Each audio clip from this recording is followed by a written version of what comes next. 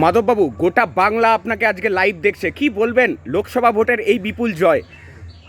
এই এই জয়ের মাধ্যমে আমরা মানুষের যে মুখ্যমন্ত্রীর যে উন্নয়ন, এই উন্নয়নের মাধ্যমেই আমরা আজকে গোটা পশ্চিমবঙ্গে পেয়েছি জয়।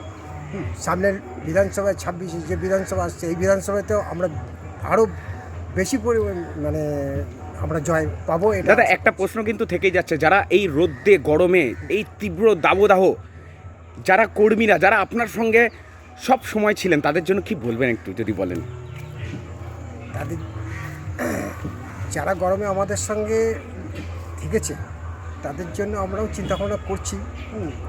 তাদের জন্য কিছু করা যায় নাকি। তারা তো সবসময় আমাদের পাশেই আছে, বা এইভাবেই তো ভোট করে দলকে জিতোচ্ছে বা এগিয়ে নিয়ে যাচ্ছে। দাদা, 21শে জুলাই আসছে, কতটা তৎপর হয়ে আছেন এখনো? আমরা সবসময় প্রস্তুত হয়েই আছি, আমাদের প্রস্তুতি আরও চলছে যে বিপুল পরিমাণে লোক এইখান থেকে আমরা নিয়ে যাবো 21শে জুলাই কলকাতা। আজকে একটা বিশেষ দিন, রথযাত্রা। এই রথযাত্রায় আপনার এই অঞ্চলের মানুষদেরকে এবং মাননীয় মুখ্যমন্ত্রী এবং অভিষেক বন্দ্যোপাধ্যায়, যিনি আপনাদের যুবরাজ, কি বলবেন? এই রথযাত্রার উপলক্ষে আমরা আমাদের দলের তরফ থেকে যে প্রস্তুতি আমাদের নিয়েছি, এখানে খুব শান্তিপূর্ণভাবেই রথ হয় এবং রথের মেলাও আমরা পরিচালনা করছি।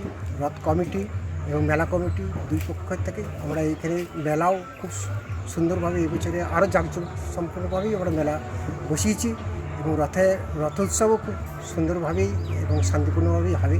আমরা সমস্ত ব্যবস্থাও নিয়েছি এবং প্রশাসন এর জন্য তৎপর আছে। প্রশাসনের সহযোগিতা আমরা বিশাল পরিমাণে এখানে পেয়েছি এবং প্রশাসন থাকবে একদম 2:30 থেকে 3টের মধ্যে। পুলিশ প্রশাসন এখানে ঢুকবে এবং প্রশাসনের আমরা তার ব্যবস্থাও করেছি, খাওয়া দাওয়া সমস্ত কিছু।